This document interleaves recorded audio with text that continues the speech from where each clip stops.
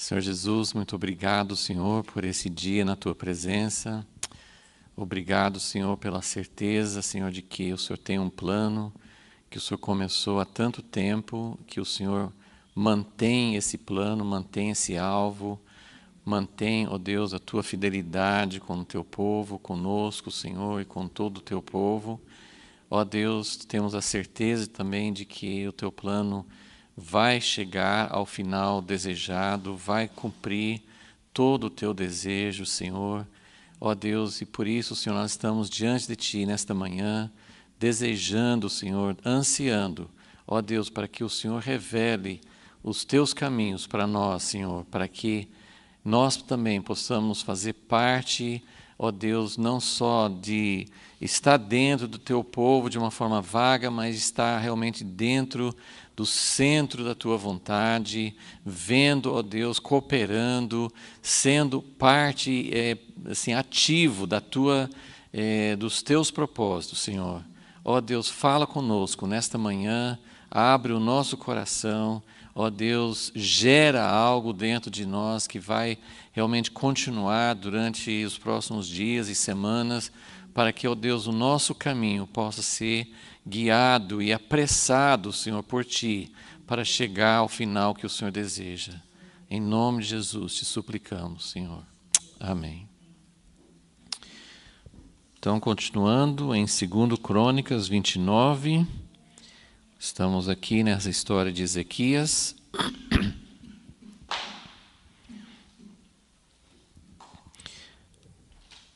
Temos falado que esse tempo representa uma fase no plano de Deus em que Deus está levando, através do rei Ezequias, está levando o povo a uma grande restauração. Essa restauração não vai mudar, nesse caso histórico que nós estamos vendo, não vai mudar o resultado final de juízo sobre o povo de Deus. Isso vai acontecer ainda. No caso de Judá, os 10 tribos já nesse tempo, paralelamente, estavam indo para o cativeiro, mas agora Deus está dando uma oportunidade, através do rei Ezequias, uma grande oportunidade de restauração. E isso é uma figura do tempo que nós vivemos, não no sentido assim de que ainda vai ter um outro cativeiro pela frente, se Deus quiser, mas que virá um tempo de juízo. Então, o avivamento, aquilo que Deus pretende fazer na nossa geração, não vai mudar o fato de que virá juízo sobre toda a terra e a volta de Jesus e tudo aquilo que está predito nas Escrituras. Então, isso vai acontecer. Nossa chance, quando nós oramos para que Deus mude as coisas, para que Deus mude a situação, nós entendemos que tudo aquilo que a gente já vê no mundo, tanto aqui no mundo ocidental, a sociedade, como a sociedade tem se afastado de Deus, a igreja não vai mudar, nós não temos a promessa de que Deus vai mudar a situação de pecado, de apostasia, de imoralidade que está aumentando na sociedade. Isso não vai mudar no sentido geral. Ou se nós olharmos também para o avanço do islamismo, ou o avanço de governos que são contra Deus, isso também não vai mudar no geral. Pode haver mudanças pontuais. Por exemplo, quando nós oramos pelo Brasil, nós não sabemos exatamente o que vem pela frente. Então é errado orar para que Deus mude a situação política, que Deus mude a situação no geral, que Deus dê uma trégua, que Deus deu uma melhora. Isso pode acontecer, a gente não sabe exatamente qual vai ser o caminho exato pelo futuro. No final, no geral, nós sabemos que o mundo vai piorar, que a situação política, a situação moral da sociedade, a situação internacional, do avanço de islamismo, de outros aspectos também, essas coisas em si não vão mudar. Mas o que vai mudar? Deus quer mudar a igreja, isso precisa mudar, e a igreja pode ser, isso também é uma profecia, que virá um grande avivamento, uma grande oportunidade, uma grande colheita para muitas pessoas que estão no mundo voltarem para Deus. Então, toda a sociedade não vai mudar. O avanço do islamismo não vai mudar, mas só aquilo que já está acontecendo. O islamismo, dizem que é a religião que mais cresce no mundo. Mas existem países como a Indonésia, que é o maior país muçulmano do mundo, de população maior, e o Irã também, que é um país muito conhecido, né, que começou mais ou menos essa tendência assim, do islamismo radical e tal.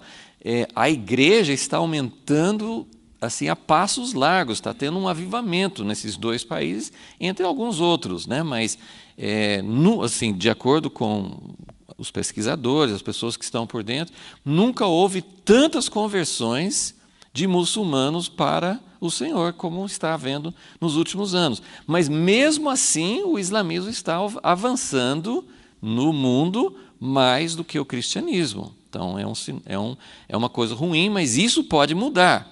Um grande avivamento pode mudar isso no sentido de trazer um grande número para o Senhor. Então, é mais ou menos para a gente entender o que Deus, qual é a nossa expectativa. Então, dentro desse avivamento que nós estamos, essa restauração e avivamento que nós estamos estudando em Ezequias, isso representa, isso pode ser aplicado no nosso tempo nesse sentido, de que o final, o fato de que o mundo caminha a passos largos para um momento de juízo final, e esse juízo final, inclusive, vai afetar a igreja, porque a igreja tem participado de muita coisa ruim que tem acontecido no mundo. Então, esse aspecto do juízo de Deus, isso vai acontecer. Mas o que pode mudar é, Deus nos dá mais tempo, porque o avivamento de Ezequias, não, assim, a Bíblia não fala precisamente isso, mas quase que Judá foi levado pela Síria junto com o Reino do Norte. Não foi por causa dessa volta de Ezequias para o Senhor. Então isso deu mais 130 anos para Judá. Então Deus pode nos dar mais tempo. Nós não queremos que Jesus demore mais para voltar. A gente fica assim eu não quero que Jesus demore mais para voltar, mas também seria muito egoísmo da nossa parte, falar assim, Jesus volte hoje, se esse não for o plano de Deus, porque eu estou pronto e muita gente não está. Então, nosso desejo é, Senhor, realmente apressa a tua volta, mas com isso, mande um avivamento, traga uma grande colheita, mude as coisas na igreja, prepare tudo e volte. Então, esse é só sempre bom a gente lembrar do contexto e para onde nós estamos aplicando esse tempo de Ezequias. Ok, então nós temos falado nas últimas aulas sobre a consagração dos levitas e sacerdotes, que isso precisaria acontecer. Então, só para a gente retomar, capítulo 29, versículo 5, Ezequias falou com os levitas, ele reuniu os levitas e falou assim, ouvi-me, ó levitas, consagrai-vos agora, consagrai a casa do Senhor, Deus de vossos pais, e tirai do santuário a imundícia. Então esse é o plano, né? Ezequias abriu as portas da casa de Deus, mas não dava para usar a casa de Deus. Ele abriu as portas no versículo 3, ele abriu as portas da casa do Senhor, só que não daria para usar a casa do Senhor para prestar o culto a Deus. Assim, ele abriu as portas, mas estava em desordem, estava em decadência, estava sujo, então, e não tinha sacerdotes preparados para ministrar. Então ele falou no versículo 5, então, vocês precisam se consagrar e vocês precisam consagrar a casa de Deus, mas para consagrar a casa de Deus, primeiro precisa tirar a sujeira. Então, aí ele falou com os levitas, temos falado sobre todo esse discurso, então agora vamos para versículo 12. Então se levantaram, então depois que ele falou com os levitas, então se levantaram esses levitas. E aí ele vai dar os nomes, a palavra de Deus tem muitas riquezas, tem muitas coisas. Eu falei domingo passado sobre os cofres, né, que são, a gente está esperando Deus para abrir. Tem muitos segredos, muitas riquezas, né, que tem nas Escrituras, muitas coisas que a gente nem triscou ainda. Tem coisas que a gente pensa assim, tem alguma coisa que Deus vai mostrando uma parte, mas tem mais ainda para ser aberto. E nenhum detalhe na Bíblia é por acaso, nenhum. Todas as coisas que estão aqui, todos os nomes, todos os fatos, a Bíblia registra, quando a Bíblia fala sobre história, a Bíblia registra alguns fatos e pula outros. Né? Tem pessoas que reinam não sei quanto tempo e fala 3 ou 4 frases, né? Resume, outras coisas descreve em detalhes. Então, os aspectos que estão registrados aqui, nós cremos que foram registrados por um propósito, né? Aqui, então, assim, só a única coisa que eu vou mencionar sobre esses nomes é que são 14 nomes, ele vai citar do versículo 12 até no 14, ele dá 14 nomes de levitas. Esses 14 nomes são divididos assim, ele cita 7, seriam casas, 7 tribos, subtribos, né? Levi é uma tribo, mas dentro da tribo tinha famílias.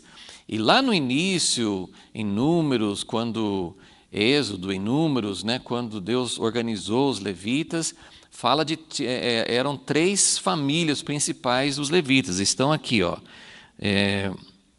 Tem primeiro Maate e Joel, dos filhos dos coatitas. Então, uma das divisões dos levitas eram os coatitas. Depois tem os filhos de Merari. E depois vem os geronitas. Então, eram 3 famílias principais dos levitas. Cada família tinha a sua tarefa. Quando estava no deserto, que eles levavam o tabernáculo, eles desmontavam o tabernáculo para viajar, depois chegavam num outro local, montavam o tabernáculo de novo. Só os levitas poderiam levar as coisas sagradas. E cada uma dessas divisões, eles tinham as suas tarefas. Um levava uma coisa, outro levava outra coisa. Então era tudo dividido. Tudo isso aí com certeza tem significados, mas não é isso que nós vamos estudar agora, e também muita coisa a gente não sabe. Versículo 13 tinha além dessas 3, então esses eram os 3 chefes principais das famílias dos levitas. Mas agora vem outros. Tem um que chama Elisafã, do versículo 13. Ele aparece outras vezes, mas ele fazia parte de um dos 3, só que ele se tornou, não sabemos exatamente porquê ou como, ele se tornou também uma família, uma linhagem principal. Não sabemos exatamente porquê ou qual que é o significado, ok? Mas os outros que vêm depois são interessantes também, porque aí vem, então tem os 3, que eram desde o início, os 3 departamentos principais dos levitas, tem esse 4, agora vem mais 3, que são todos músicos, que é Asaf, versículo 13 também, dos filhos de Asaf, depois no versículo 14, dos filhos de Emã, e depois dos filhos de Jedutum. Se você já prestou atenção, tanto sim, eles são citados no tempo de Davi, foi Davi que instituiu o ministério de música. No tempo de Moisés, toda a ordem que Moisés instituiu não tinha música. Chato, né? Não tinha música, todo o aspecto assim, do que tinha com Moisés, tinha sacrifícios, tinha o serviço da casa de Deus, tinha várias outras coisas que eles faziam, mas não tinha música. Foi Davi que trouxe um novo aspecto. Davi foi um inovador, Davi trouxe algo novo para a casa de Deus. E quando, em vários momentos, mas esse aqui é um dos mais fortes, Ezequias, quando ele vai restaurar, porque estava tudo em desuso, sacerdotes não estavam funcionando, a casa de Deus estava fechada, estava tudo errado. Ezequias agora vai trazer uma volta a tudo aquilo que Deus tinha mandado. E essa volta, depois na frente ele vai, aqui cita os levitas, mas esse resto do capítulo ele vai descrever como eles voltaram para os sacrifícios e ordenanças de Moisés e também para a ordem de Davi. E isso acontece mais de uma vez, né, nesse tempo de restauração, que ele cita. Eles restauraram as ordens e leis de Moisés e também as ordens que vieram através de Davi. Então, a Bíblia coloca isso como dois aspectos muito importantes da casa de Deus. E só para lembrar, isso é muito importante lembrar, Davi, no tempo de Davi, que foi ele que trouxe a arca de volta, ele armou uma tenda dentro de Jerusalém para colocar a arca, mas não era do jeito que Deus tinha ordenado. Davi, ele quis fazer uma coisa, ele quis fazer uma casa de Deus e colocar tudo em ordem, mas Deus falou assim, você não vai fazer a casa, quem vai fazer é seu filho. Então, no tempo de Davi, as coisas eram separadas. Em Jerusalém tinha a arca e tinha todos os levitas que ele colocou, que ele instituiu para cantar, para tocar diante de Deus. Mas o resto do tabernáculo, onde tinha o altar, o tabernáculo, tudo que o tabernáculo tinha, só a arca que ficava em Jerusalém. O Davi fez uma tenda e colocou a arca lá. Mas o resto do tabernáculo estava perto de Jerusalém, mas estava em outra cidade, chamada Gibeon. Então, foi Salomão que fez o templo e unificou tudo de novo. E no tempo de Salomão tinha as duas coisas, os sacrifícios de Moisés e os sacerdotes e levitas cantando e tocando os instrumentos e louvando ao Senhor. Então nós temos dois aspectos, mas até no tempo de Davi estava separado. E isso é importante, é muito significativo. Hoje a igreja está separada não só em duas partes, acho que em mais partes, porque cada lugar enfatiza uma coisa. Então Davi tinha a arca lá em Jerusalém, que era louvor, louvor, louvor, 24 horas por dia. Mas tinha o tabernáculo com o altar, que com certeza estava funcionando, mas no tempo de Davi você não se dava muita ênfase nisso. No tempo de Saul, que foi antes de Davi, fala assim, tem um texto que fala assim, que Saul não procurou a arca. A arca já estava separada, porque tinha caído nas mãos dos filisteus, naquela outra história. Então a arca já estava separada e Saul nem ligou para a arca. Davi ligou muito para a arca, trouxe a arca para Jerusalém, colocou música e enfatizou a arca, mas ele não dava ênfase aos sacrifícios. O altar representa a cruz. O altar, onde que acabaram todos os sacrifícios, para onde que aponta todos os sacrifícios que eram feitos no Velho Testamento? Para a cruz de Cristo. Isso é muito claro. No livro de Hebreus, ele fala de maneira muito clara que os sacrifícios de animais não poderiam realmente trazer a purificação verdadeira, mas que Jesus, em um único sacrifício, cumpriu todos os sacrifícios, porque eram muitos tipos de sacrifício. Tinha holocausto, tinha sacrifício pelo pecado, tinha oferta de manjares, tinha oferta de ações de graças, tinha vários tipos de sacrifícios. Todos os sacrifícios foram cumpridos em Jesus. Então, são dois aspectos, ok? E aqui nós temos os levitas, nós temos, desde aquela época, então, eles tinham essas linhagens. Então, Moisés, ele ordenou 3 tipos de serviço para os levitas, todos relacionados com o serviço à casa de Deus. com certeza tem aspectos mais detalhados, mas eu só quero colocar hoje que esses 3 ou 4, que tem o Elisafã também, de alguma maneira, esses eram todos relacionados aos serviços da casa de Deus, preparando. Quem fazia o sacrifício mesmo era o sacerdote, mas os levitas, eles eram assistentes, eles ajudavam e eles eram consagrados para o serviço da casa de Deus.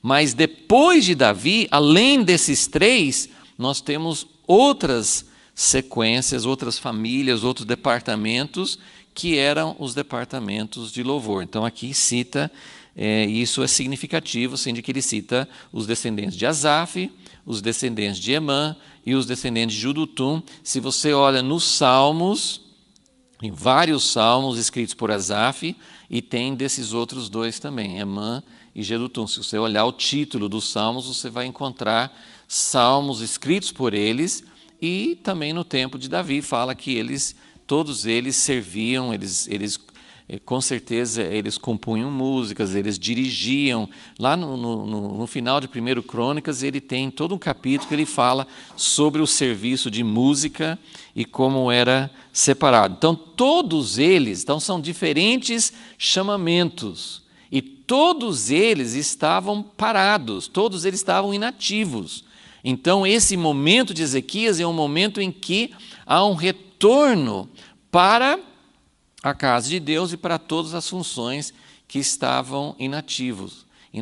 Então, Deus quer isso para nós hoje, né? Quanta coisa não está sendo feita, quantas pessoas têm dons e estão inativos.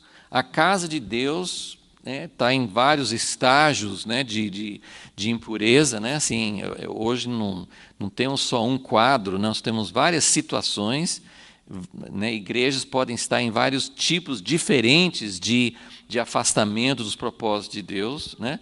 Mas nós temos uma situação geral em que muitas pessoas não estão cumprindo as suas funções, não entenderam, não sabem, nem sabem como se encaixar. Imagina a casa de Deus fechada, o que todo esse povo estava fazendo?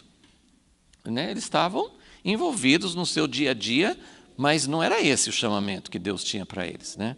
Então, esse era esse quadro. Então, ele cita 14 nomes, né? O número 7 sempre tem aquele significado de uma coisa completa.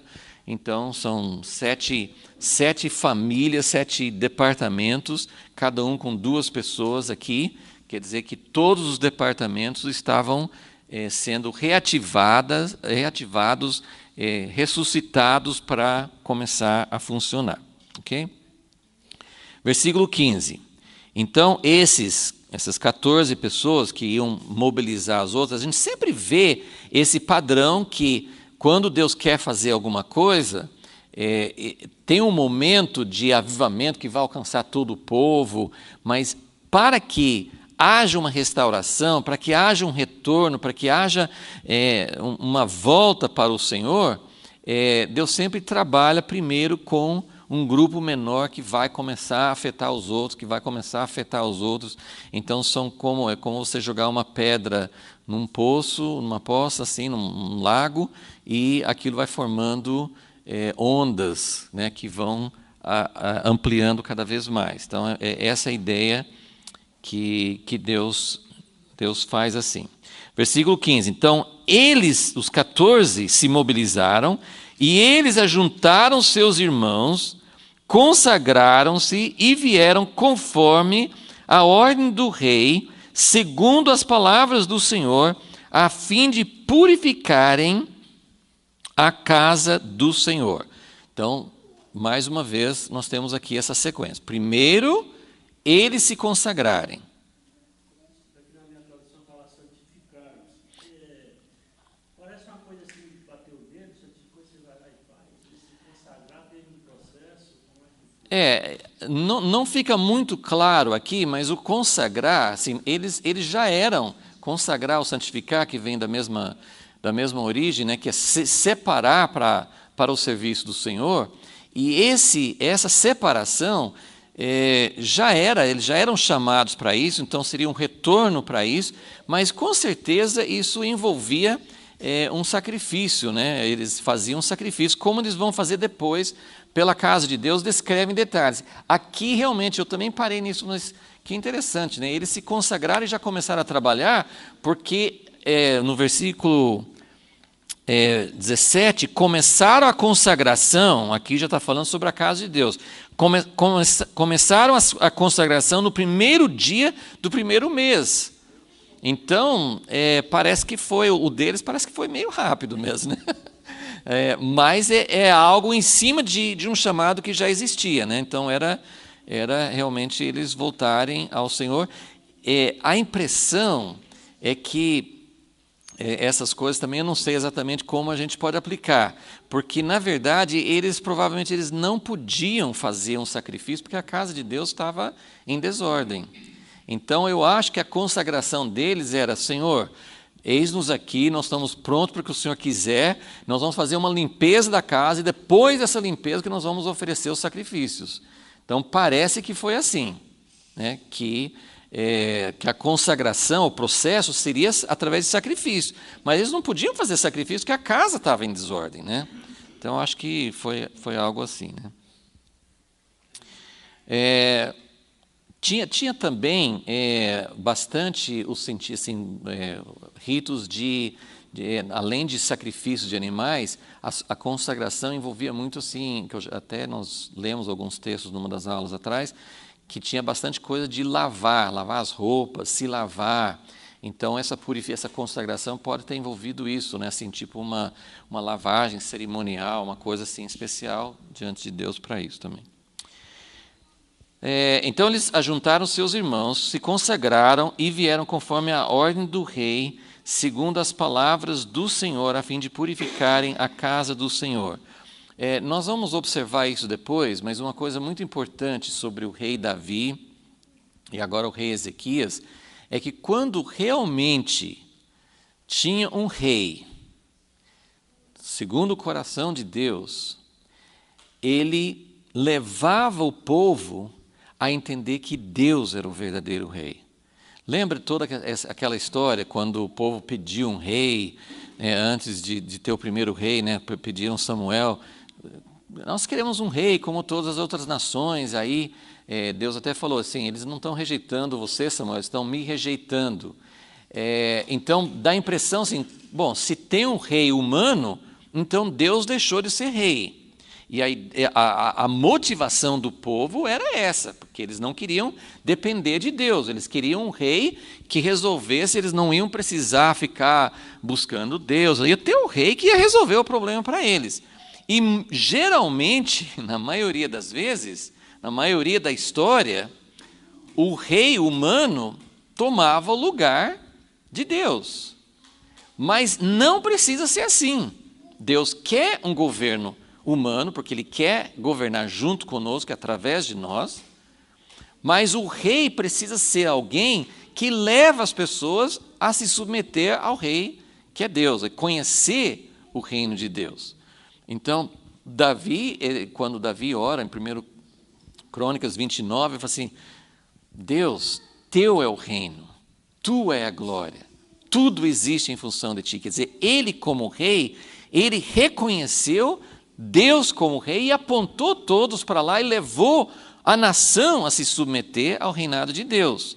Ezequias está fazendo a mesma coisa. Nós vamos ver depois, no decorrer desse capítulo, como ele leva toda a congregação a se submeter, a se prostrar diante do verdadeiro rei. Então, tudo que está sendo feito é conforme a ordem do rei, conforme as palavras do Senhor. Então, a função de qualquer tipo de líder humano, qualquer tipo de liderança, e eu falo sim que isso vem de maneira muito prática para todos nós dentro da família. Porque quando nós temos uma família, quando você tem sua própria casa, geralmente os filhos na adolescência, eles não veem a hora, assim, eu quero ter a minha casa, eu quero mandar, eu quero ter um lugar que eu não preciso seguir a ordem de ninguém. E assim, na nossa casa é o lugar assim, onde Tem marido e mulher, às vezes eles não estão querendo a mesma coisa, então tem conflitos, mas a casa é onde nós fazemos, dentro de certos limites, o que a gente entende como melhor, mas a liderança vem de Deus, então toda liderança tem que ser assim. Deus, ele não vai descer do céu para mandar na sua casa, ou na igreja, ou em qualquer outro tipo de ministério, de lugar onde você está exercendo um mandato de liderança na obra de Deus, ou até na sociedade. Em todos os lugares onde alguém é líder, nossa função é conhecer a vontade de Deus e representar a vontade de Deus na nossa esfera de autoridade.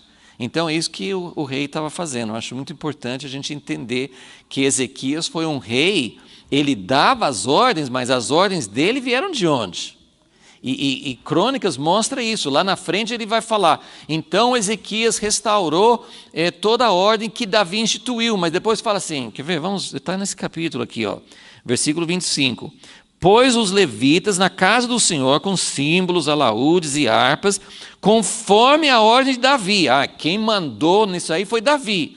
Mas de onde que Davi pegou? E aqui temos uma informação que não tivemos lá no relato de Davi. A gente não tem essa tão claro assim, que fala assim, conforme a ordem de Davi e de Gade, o vidente do rei, e do profeta Natã, esta ordem viera do Senhor por meio de seus profetas. Então, toda essa ordem de louvor diante de Deus foi instituído por Davi, o rei Davi, mas ele recebeu essa ordem pelos profetas e os profetas receberam do Senhor. Então, isso é o reino de Deus. O reino de Deus em todas as esferas, em todos os níveis. Você só pode ser uma autoridade no reino de Deus se você está debaixo de autoridade. Eu nunca me esqueço de acho que foi praticamente o primeiro livreto que nós publicamos no Ministério Impacto, chama Paternidade, e foi tirado de uma fita, por Derek Prince, e ele fala ali sobre a família, mas ele fala sobre o princípio de autoridade, e ele usa aquela história no Evangelho em que em que um centurião romano estava com um servo, com um empregado doente, e ele veio para pedir Jesus para curar. E Jesus falou assim, tá bom, eu vou na sua casa. Eu falei assim, não precisa ir na minha casa. E aí ele falou assim, ele contou para Jesus como era o sistema dele. O sistema de Jesus não podia ser totalmente diferente, mas ele falou assim, Jesus, eu imagino que o Senhor está debaixo de um sistema de autoridade mais ou menos como o meu, porque ele falou assim, eu também sou, ele não falou assim, eu também sou um cara que mando, porque o que ele foi falar com Jesus é, o Senhor não precisa ir na minha casa, dá uma ordem daqui mesmo e o meu servo vai ser curado. E Jesus ficou admirado, falou assim, não vi nem nos filhos do meu povo, que ele era romano, eu não vi tamanha fé. Mas o que o centurião falou com ele?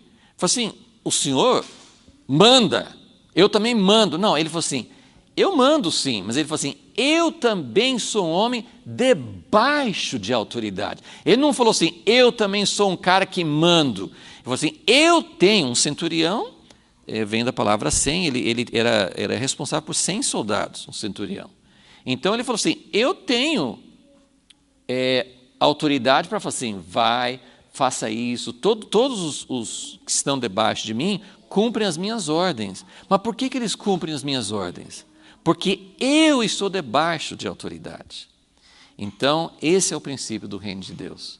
Nós só temos autoridade verdadeira quando nós estamos debaixo de autoridade. Debaixo de autoridade, em primeiro lugar, de Deus, mas Deus usa também, existe toda uma escala de autoridade que Jesus também, Paulo fala na carta, assim, tem Deus a cabeça de Jesus, Jesus a cabeça do homem, o homem a cabeça da mulher. Então, Deus tem todo um sistema de autoridade na igreja também. Então, nós só temos autoridade, nós só fazemos parte do reino de Deus, de implantar o reino de Deus, quando nós estamos debaixo de autoridade, ok? Então, é isso que está mostrando aqui.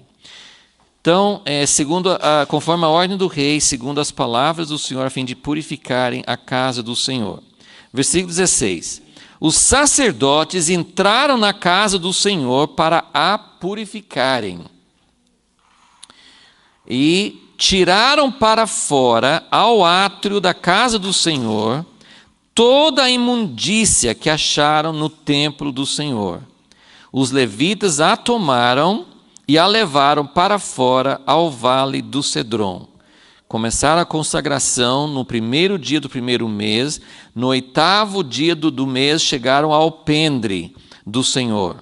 Consagraram a casa do Senhor em 8 dias, e no 16º dia do primeiro mês acabaram. Então foram 2 etapas de 8 dias, né? Limpando e consagrando. Versículo 18. Então foram ter com o rei Ezequias e disseram: já purificamos toda a casa do Senhor, como também o altar do holocausto com todos os seus utensílios, a mesa da proposição com todos os seus utensílios, também todos os utensílios que o rei Acaz, no seu reinado, lançou fora na sua infidelidade, já os preparamos e consagramos. Agora estão diante do altar do Senhor. Ok, nós vamos parar assim na história, nós vamos parar aqui. Depois, só para vocês entenderem, do versículo 20 em diante, na sequência, então, primeiro eles tinham que purificar, eles tinham que tirar toda a sujeira. Sujeira aqui, o que é mesmo? Sujeira poderia incluir sujeira mesmo. Se estava fechado há não sei quantos anos, basta uma casa ficar fechada por alguns meses que acumula muita sujeira, né? Então, tudo que está em desuso vai acumular sujeira. Mas a sujeira que ele está se referindo aqui não é essa. Poderia até incluir, mas não era essa.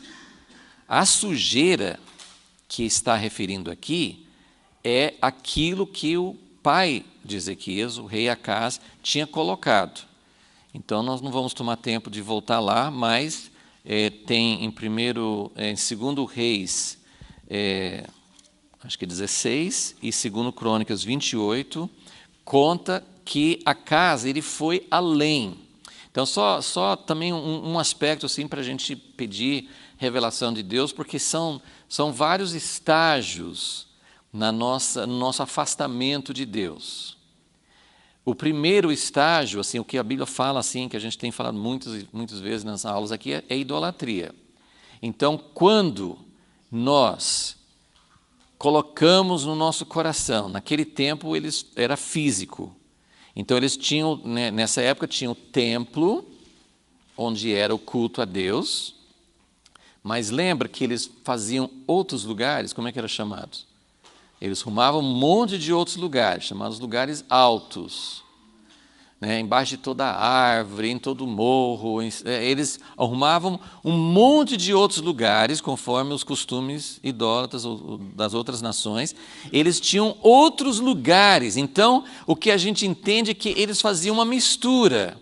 E isso é fácil da gente aplicar hoje, né? Porque nós temos o nosso culto a Deus, que pode ser nosso culto coletivo, quando a gente se reúne, a casa de Deus é quando a igreja está reunida para adorá-lo, para cultuá-lo, mas nós temos muitos outros lugares de culto.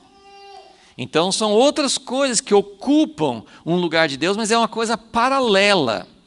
Então, um dos estágios de apostasia é quando você admite, quando você acrescenta a um lugar central, toda a nossa vida individual e coletiva em volta de Jesus. Então, isso é o que Deus quer. Mas quando nós temos outras coisas paralelas, nos altos, né? Em outros lugares, outras coisas que ocupam a nossa vida, outras coisas que ocupam o nosso afeto, o nosso coração.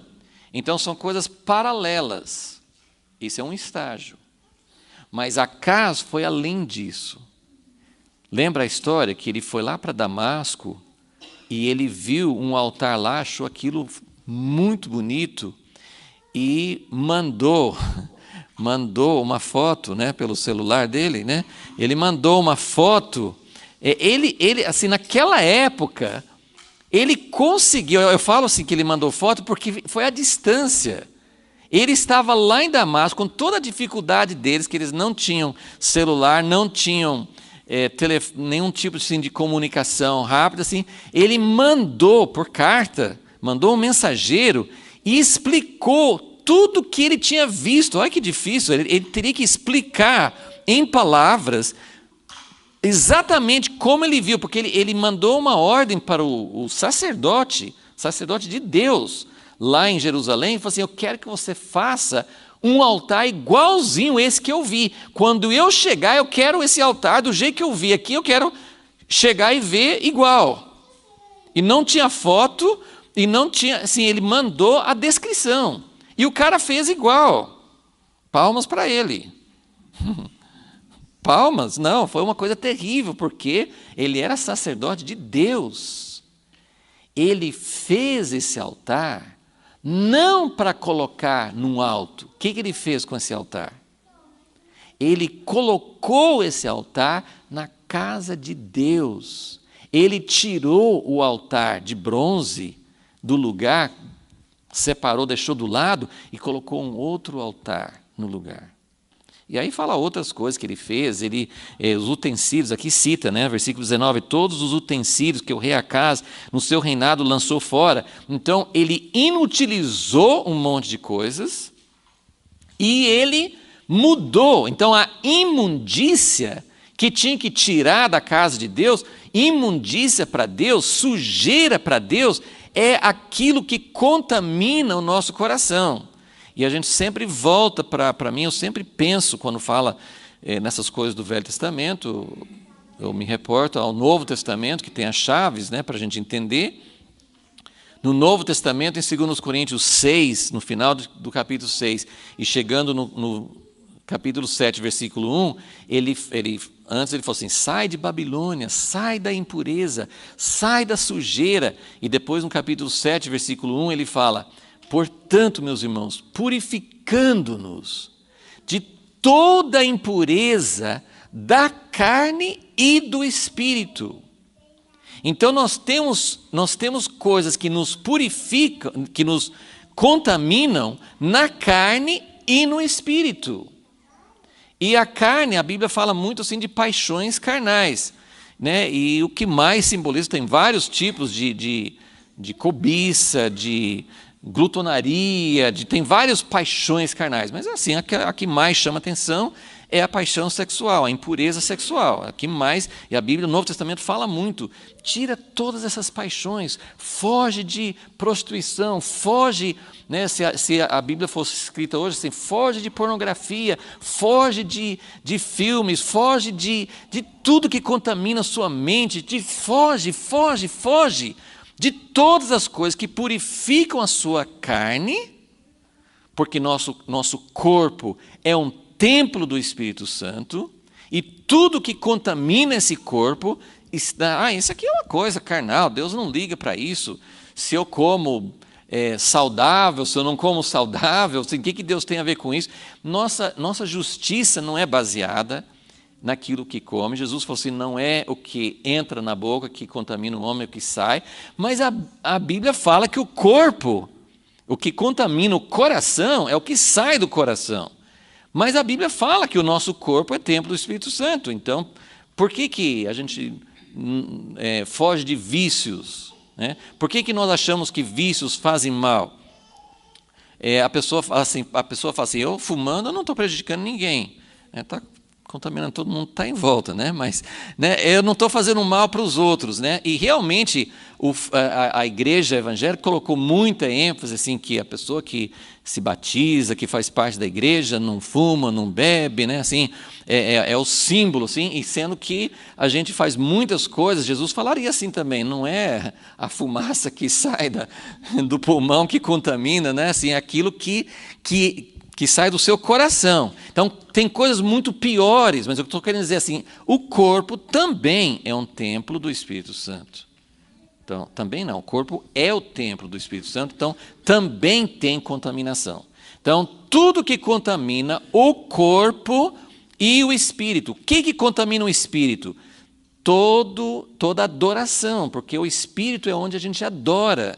Então, a adoração a qualquer outro Deus, além do verdadeiro Deus, é uma contaminação do espírito. Então, nós precisamos ter a purificação do corpo e do espírito. Gente, é um assunto que a gente poderia falar por muito tempo. O Novo Testamento está cheio de exortações para a gente não... para a gente fugir de impurezas, para nos santificar, que Deus quer uma noiva pura, tem muitas e muitas exortações. Então, quando nós lemos um texto como esse, em 2 Crônicas 29, sobre essa limpeza, eu fico pensando, o que precisa acontecer para que a igreja de Jesus seja purificada? Precisa ter uma faxina, precisa ter uma purificação como essa que nós estamos lendo aqui. Eu vou só lembrar vocês, deixa eu...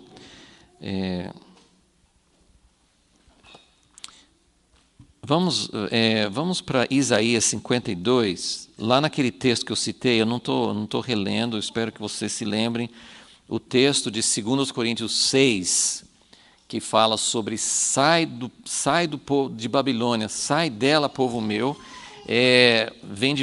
Tem vários lugares no Velho Testamento que falam isso, mas uma está em Isaías 52.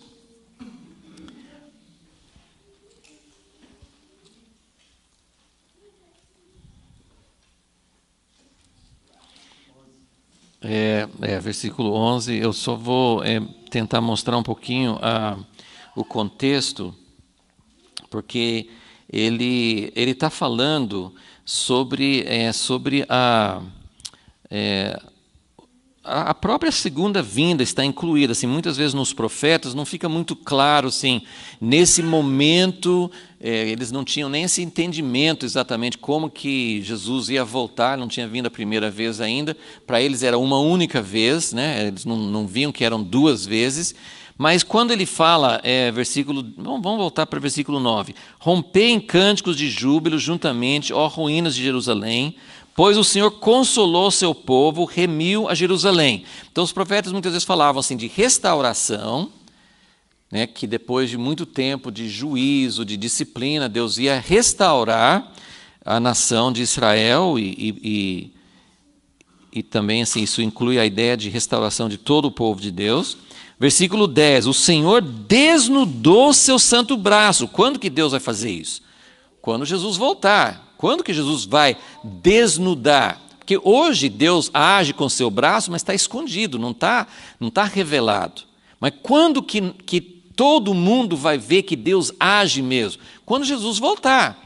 Quando fala assim, ele desnudou o seu santo braço perante os olhos de todas as nações e todos os confins da terra verão a salvação do nosso Deus. Eu só queria que vocês vissem que essa profecia está falando de Deus restaurar seu povo, e isso inclui a igreja, mas ele também está falando sobre a volta de Jesus. E aí ele fala o versículo 11, retirai-vos, saí de lá. Aqui ele não fala Babilônia, mas tem vários outros textos que ele fala isso, e em 2 Coríntios 6 também fala isso. Retirai-vos, saí de lá, não toqueis coisa imunda. Saí do meio dela, purificai-vos os que levais os utensílios do Senhor. Então, é um tema, né? É um refrão que aparece muitas vezes no Velho Testamento de que Deus julga seu povo, Ele purifica, Ele passa por um processo de purificação, de limpeza, mas um dia Jesus vai voltar, vai reinar, Deus vai reinar sobre todas as nações, todos verão, mas antes disso precisa ter um processo de separação. Esse retirai-vos, ele falou no versículo 10 que Jesus volta, mas não é quando Jesus volta que nós vamos sair do meio de Babilônia. Isso tem que ser antes. Essa sequência a gente vê melhor em Malaquias. Então vamos lá, Malaquias 3, versículo 1. Vede, eu envio o meu mensageiro que preparará o caminho diante de mim. De repente virá ao seu templo o Senhor a quem buscais, o mensageiro da aliança a quem desejais, ele vem, diz o Senhor dos exércitos. Mas quem suportará o dia da sua vinda? E quem subsistirá quando ele aparecer? Porque ele é como o fogo do ourives, como o sabão dos lavandeiros. Sabão dos lavandeiros, mais ou menos, é soda mesmo, né? Assim, é um negócio forte, né? Assentar-se-á como fundidor e purificador de prata. Como é que purifica a prata? É um processo assim bonitinho, que fica lá passando uma escovinha. Não. Né? O fundidor, que funde metais? O fogo. Como é que separa a prata da escória? Só derretendo a prata. E prata não é uma coisa como gelo que derrete facilmente, né? Prata precisa de uma alta temperatura para derreter. Purificará os filhos de Levi, está vendo? Os filhos de Levi. Por que os filhos de Levi? Porque os filhos de Levi, como no tempo de Ezequias, eles são importantes para ajudar a purificar o restante. Ele sempre vai começar com um grupo pequeno, purificando, preparando para que depois possa passar por outras etapas maiores. Os refinará como ouro e como prata. Então eles trarão ao Senhor ofertas em retidão, ofertas de Judá e Jerusalém serão aceitáveis ao Senhor, como nos dias antigos e como nos primeiros anos. E aí ele fala sobre o juízo no versículo 5. Mas eu queria que vocês vissem, então, sempre esse processo. A gente tem visto muitas vezes que, como eu falei, nós não vamos mudar a sentença final. Deus vai mandar Jesus para voltar, e a volta dele é sempre, as descrições da volta de Jesus são descrições de juízo. Quando Jesus voltar, vai ter muito juízo sobre a terra.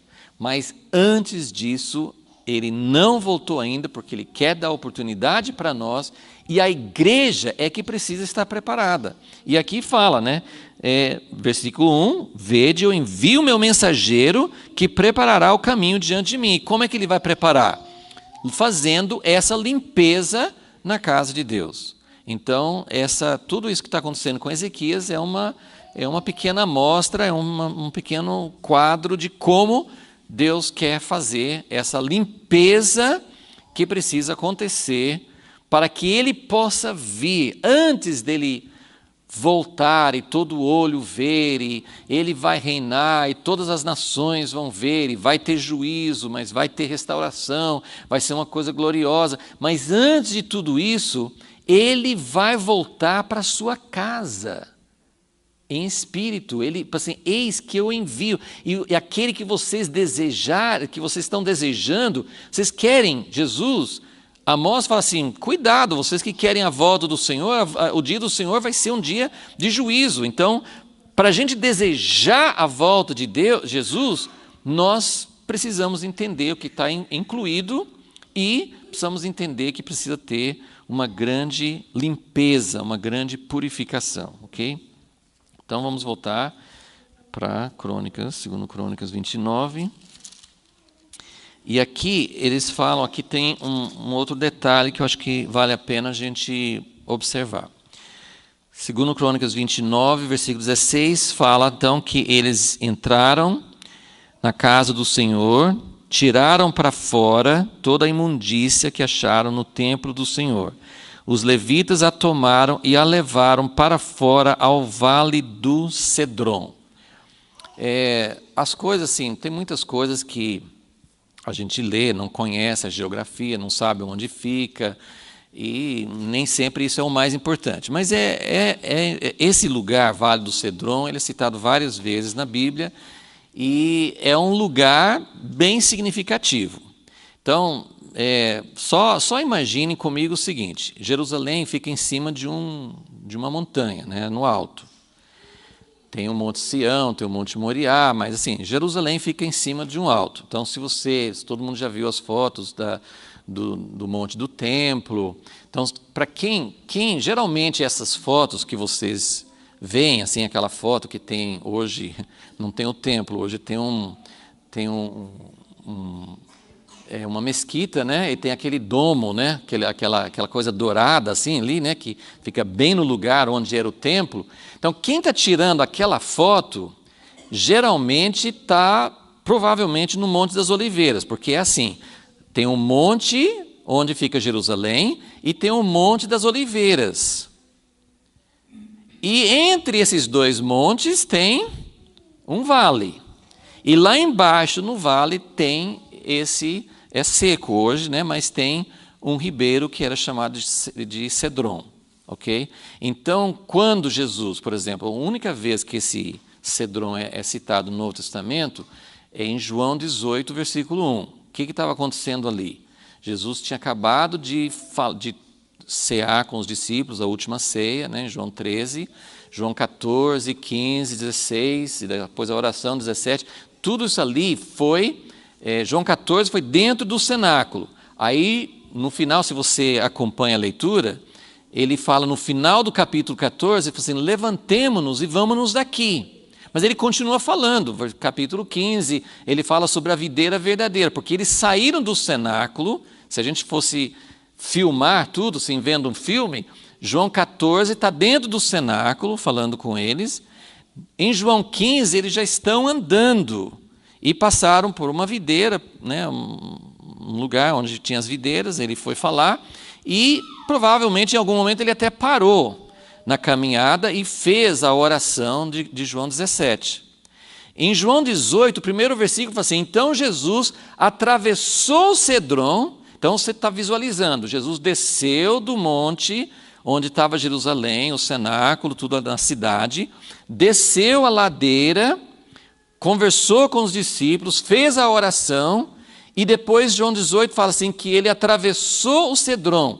Do outro lado do Cedron, embaixo ainda tem o jardim do Getsêmani. E depois, subindo mais, tem o Monte das Oliveiras, onde Jesus vai voltar. Então, agora sim, tem muitas outras. Eu só queria que vocês visualizassem, tá? Visualizassem, e em vários lugares no Velho Testamento, mais de um lugar, ele cita esse vale de Cedron como um lugar que tinha sujeira, era como é que fala assim, hoje é assim o lixão, né? Era mais ou menos o lixão. Era próximo também ao Geena, onde eles ficavam queimando coisas, mas eles falam assim de um cemitério comum. Então tinha muitas sepulturas ali. Mas o importante, assim, tem duas coisas eu acho importantes sobre o Cedron aqui para a gente relacionar aqui. Uma é que era como se fosse a fronteira. Quem passasse do Cedron já não estava mais em Jerusalém. Então passou ali, já estava fora de Jerusalém. E outra coisa que era o lugar onde eles colocavam lixo, onde eles queriam eliminar. Então aqui está bem dentro dessa ideia. Os levitas pegaram toda a sujeira que eles acharam no templo e levaram para fora ao vale do Cedron. Só volta aqui, eu vou citar um exemplo, depois a gente vai, não vou tomar tempo de ler todos os textos, mas tem vários lugares, mas um dos mais fortes é no capítulo 15, 2 Crônicas 15, quando o rei Asa, ele já tinha feito várias limpezas de idolatria, mas tinha ficado um aspecto de idolatria, porque lembra que assim, a limpeza ela é progressiva. Seria bom, né, fazer uma faxina assim e eliminar toda a sujeira de uma só vez, mas normalmente não funciona assim. Tem limpezas bem fortes que eliminam a maior parte, mas a limpeza ela é progressiva na nossa vida individual e coletiva. Porque hoje nós não enxergamos a sujeira. Nós enxergamos algumas coisas. O que você enxergar tem que tirar. Mas depois você vai descobrir coisas, não é que aconteceu, pode ter isso também.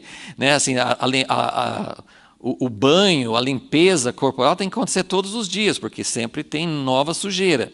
Mas existem sujeiras que estão lá há muito tempo e você não viu ainda. Você não levantou o tapete, faz tempo que você não levanta aquele tapete. Então tem sujeira ali antiga, mas que você não viu ainda. Atrás de um móvel, sei lá, tem um cômodo, né? A Bíblia, as pessoas às vezes fazem uma comparação, assim, tem vários cômodos no nosso coração. Então você vai chegando às vezes a um lugar que ninguém mexeu. Né? Você fez a faxina na casa, mas tem aquele edículo lá que ninguém mexeu, tá trancado lá. Então, essa limpeza ela é progressiva. Então, o rei Asa tinha feito muitas limpezas, mas a mãe, acho que na verdade era a avó dele tinha um ídolo, e a gente subentende que ninguém quis mexer com ela. Mas chegou a hora, né, capítulo 2 Crônicas 15, versículo 16, fala: o rei Asa também depôs a Maaca, sua mãe, ou avó, para que não fosse mais rainha-mãe, porque ela fizera um abominável ídolo a Zerá. Asa destruiu o seu horrível ídolo, o despedaçou e o queimou, onde? Junto ao vale do Cedron. A ideia, assim, eu só queria passar para vocês, né, uma ideia, pode ter coisas muito mais profundas do que isso, mas o que é Cedron? Cedron é esse lugar, primeiro assim, ele representa um lugar fora da cidade. E ali por perto, assim, acho que na mesma região tinha esse Geena, onde queimava o lixo, que era a palavra que eles usavam para o inferno. Então esse era o lugar onde assim, as coisas erradas elas têm que ser jogadas ali. Provavelmente no início, como era um ribeiro, talvez ele despedaçou, ele transformou aquele ídolo em pó e jogou na água para levar embora. Mas seja como for a ideia, ou queimando ali, de alguma maneira, a ideia é o que desagrada ao Senhor. Você não tira assim, você tem uma coisa abominável. Vou colocar um copo aqui só para ilustrar. Você tem uma coisa abominável na sua casa, no seu coração. Lembra que nós podemos aplicar isso individualmente e coletivamente. Tem sujeiras coletivas que você não tira sozinho. Isso tem que ser tirado da casa de Deus.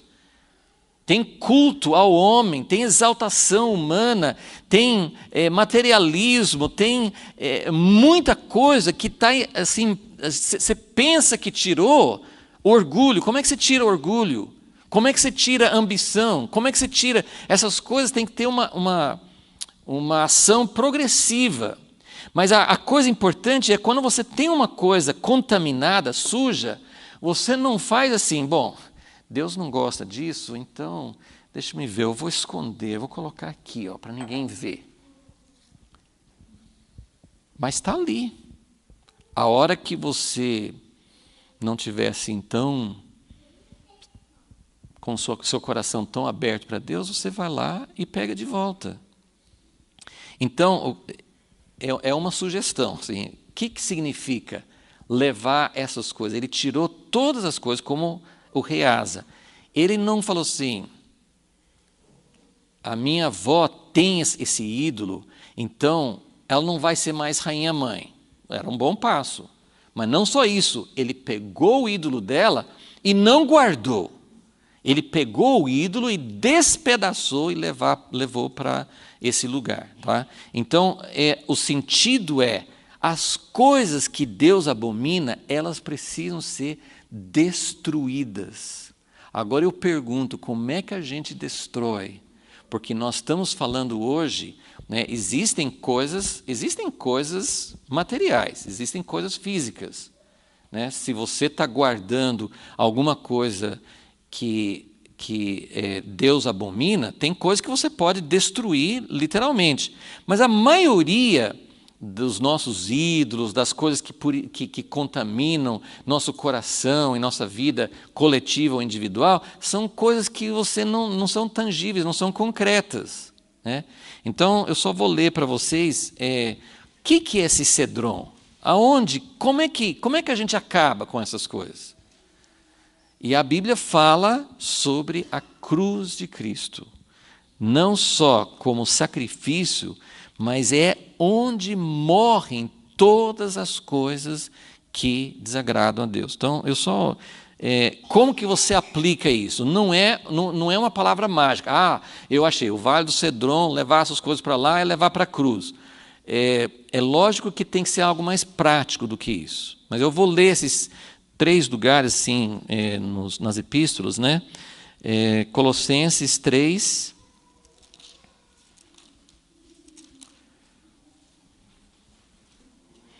Colossenses 3, versículo 5. Fazei, pois, morrer.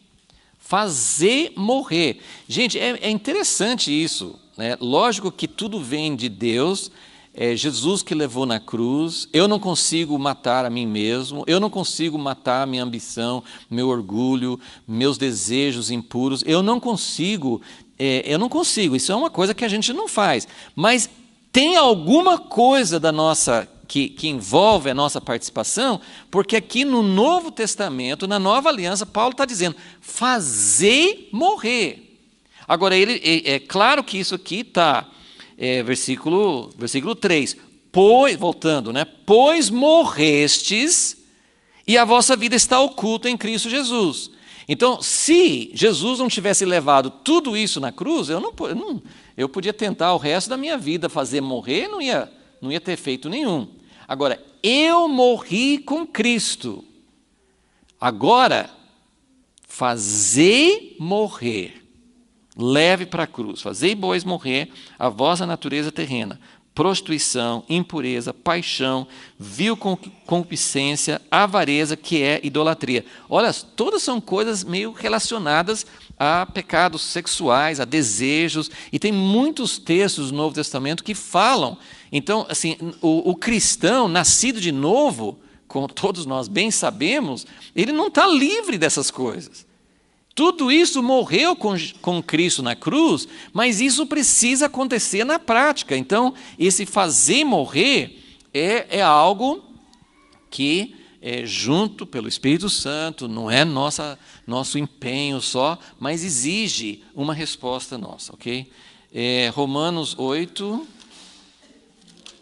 versículo 13, pois se viverdes segundo a carne, morrereis, mas se pelo Espírito mortificardes, então pelo Espírito eu tenho armas para matar, isso tem que ser levado ao Vale do Cedron. Isso eu não estou guardando isso, eu estou levando para a cruz, isso tem que acabar. Eu gosto sempre de falar assim, que nós fazemos sempre ao contrário. Né? Nossa natureza carnal sempre faz as coisas exatamente o oposto do que Deus quer. Quando Deus quer que a gente seja tolerante, nós somos intolerantes. E quando Deus quer que nós sejamos intolerantes, nós somos tolerantes. Ok? Vamos dar um exemplo? Deus não quer que nós sejamos intolerantes em relação às pessoas. Quando muitos cristãos se convertem, eles se tornem, nem só na conversão, nós temos uma tendência de ser intolerantes com as pessoas que não temem a Deus. A gente rejeita, a gente critica, a gente se separa, a gente não quer saber de se relacionar. A gente tem um aspecto que a Bíblia fala assim, não faça aliança impura com pessoas que que não teme a Deus. Mas justamente no aspecto em que nós deveríamos ser amigos, Jesus fazia isso. Ele comia com os caras que os outros olhavam assim, como que Jesus está fazendo festa com esse bando aí de publicanos, de pessoas que são da classe mais baixa, como é que ele permite que a prostituta venha e lave o pé dele e não fala nada? Então, naquilo que nós somos, eu não vou ficar, eu não vou me misturar, eu não vou me contaminar, é justamente nesse ponto que nós estamos errando. Nós erramos com os homossexuais, nós erramos com os refugiados, nós erramos com as pessoas que são desprezadas, nós somos intolerantes. E isso que a igreja teria que ter uma mensagem diferente. Só que os cristãos, geralmente, eles fazem um eco, assim, os cristãos na política, eles falam a mesma coisa. Né? Os partidos que são intolerantes, os cristãos, isso aí que me representa. Senhor, nós precisamos ter uma visão diferente, porque naquilo que nós estamos sendo intolerantes, nós devemos rever nossas posições. Nós deveríamos ser abertos, deveríamos amar. Agora, naquilo que nós realmente deveríamos ser intolerantes, com o pecado na nossa vida, nós somos tolerantes. Mas Deus entende, Deus sabe que eu sou fraco, Deus me perdoa, Deus sabe. Nós somos tolerantes. A gente não fala que é tolerante, a gente não admite isso. Mas é nesse momento que nós falamos assim, se pelo Espírito Santo mortificardes. Mas não, eu já morri com Cristo. Não, eu falo assim, pelo Espírito Santo você tem que matar. Tem coisas na nossa vida, na nossa família, nas pessoas próximas a nós, mas não é uma intolerância com pessoas, é uma intolerância com o pecado, com atitudes, com coisas que são erradas. O último texto é Gálatas 5, 24. Gálatas 5, 24. E os que são de Cristo Jesus crucificaram a carne com as suas paixões e concupiscências. Então, tem esses 3 textos que nos mostram, eu penso que esse é o significado do Vale do Cedron, é levar as coisas à cruz, moer, mandar acabar, eliminar da nossa vida. Amém? Que Deus nos ajude, que possamos entender como Deus quer purificar a sua casa, como que Deus quer fazer. Eu penso muito, sim, sobre o que Deus quer trazer, uma nova mensagem de arrependimento. Nós achamos que arrependimento para as pessoas que não conhecem Jesus ainda, mas tem muito arrependimento que precisa acontecer na nossa vida, na vida da igreja. Então, que Deus realmente nos ajude a entender como essa purificação, para que Jesus possa habitar na sua casa e trazer a sua presença, trazer avivamento, trazer uma grande multidão.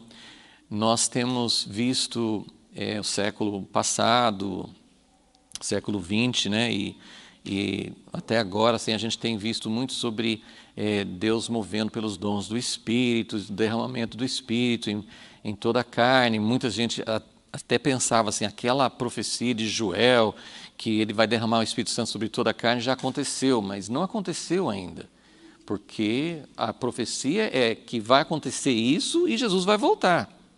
E Jesus não voltou porque teve derramamento do Espírito Santo, mas não teve essa limpeza, não teve essa purificação.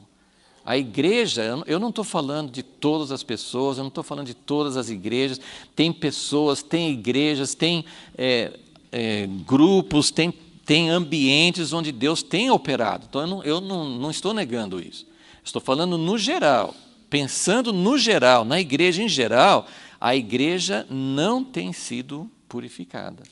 Nós estamos guardando nossos ídolos de estimação, né, nossos pecados de estimação, nós não estamos sendo intolerantes. Lembra, não é intolerante com as pessoas.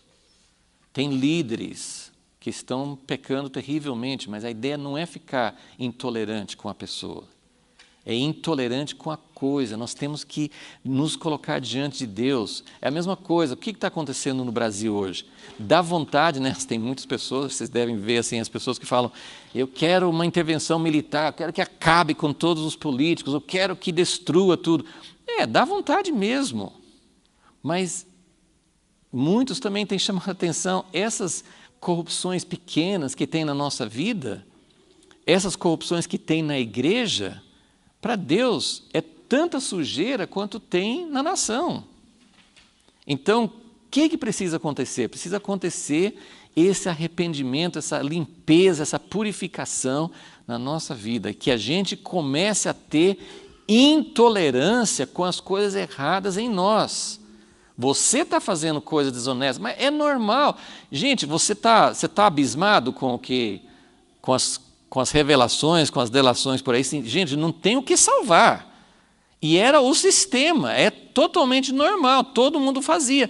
Mas na sociedade também, não é assim que funciona? Na nossa sociedade é totalmente normal. Se declarar errado no imposto de renda, você, sabe, sem fazer coisas, você não cumprir, você fugir, você dar um jeitinho, você querer que alguém faça um jeitinho para você não ter que fazer o normal. Então, sim, tem muitas e muitas coisas que nós fazemos na nossa vida diária e é isso que tem que ser. Nós temos que ser intolerantes com as coisas e atitudes erradas, com ambição, com exaltação. Deus tem isso, eu não consigo tirar, mas eu quero ser intolerante, eu quero todas as vezes me colocar de rosto em terra diante de Deus. Quando você vê, não tem uns momentos que você vê assim, você acabou de falar uma coisa, aquilo foi uma palavra de arrogância, foi uma palavra de intolerância para os outros, foi uma palavra de não perdoar alguém que talvez seja um pecado menor do que o pecado que tem na sua vida. Então, no momento que você vê isso, se arrependa diante de Deus. Eu tenho procurado fazer isso, sim. Quando eu vejo alguma coisa, eu falo assim, Deus, me perdoe. Esse pensamento é natural, vem da minha carne, vai continuar querendo vir, mas me perdoe, perdoe a minha presunção, perdoe meu orgulho, perdoe minha falta de perdão, perdoe meu pensamento impuro, perdoe minha palavra de crítica, perdoa. Arrependimento, intolerância com aquilo que está sendo contra Deus, as coisas que nos contaminam. Senhor, nós sabemos que só pelo Espírito Santo que nós podemos enxergar essas coisas. Nem enxergar, nem observar o que está errado em nossas vidas, às vezes nós conseguimos. Mas, Senhor, revela-nos, mostra-nos, ó Deus, e progressivamente que nós possamos ter um coração cada vez mais contrito e leva isso para o nível coletivo. Ó Deus, leva isso, Senhor, para nossas igrejas, para lideranças, para congregações, onde estão os levitas que vão limpar a tua casa, onde estão, Senhor, as pessoas que vão ser obedientes a ti, custe o que custar. Senhor Jesus, nós reconhecemos que nós nos acostumamos com o erro, nós nos acostumamos com coisas erradas, Senhor. Ó Deus, nem percebemos, achamos normal. E o Senhor não acha normal, o Senhor não considera que essas impurezas são normais dentro da tua casa, o Senhor não vem porque a casa não está limpa. Senhor, nós pedimos a Ti, Senhor, pedimos em favor de nós mesmos e em favor da Tua igreja, Senhor, em Americana, no Brasil e no mundo, Senhor, nós pedimos, Senhor, vem com esse, como lavandeiro, vem, Senhor, para purificar a prata, vem para fazer limpeza mais profunda, Senhor. Pedimos a Ti, Senhor, usa, Senhor, muito preferível, Senhor, tratar conosco agora do que no último dia, Senhor. Nós queremos ser purificados, queremos ter todas essas impurezas retiradas da nossa vida e do nosso meio, Senhor. Em nome de Jesus te pedimos, Pai. Amém.